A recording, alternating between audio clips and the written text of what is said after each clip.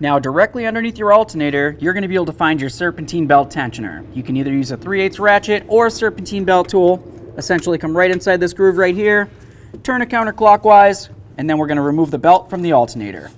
Let's go ahead and get our tool out of here and we'll continue. All right, so now that we have the belt off, we're going to continue on to removing our tensioner. You're going to notice that it has one mounting bolt right here. Go ahead and remove that bolt and then remove the tensioner.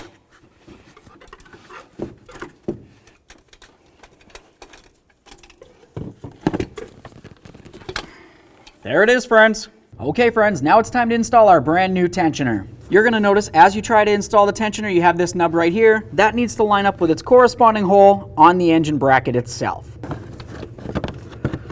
Bring this in, start the bolt in as far as it'll go. All right, now we'll go ahead and snug this up and then we'll torque it to 37 foot-pounds.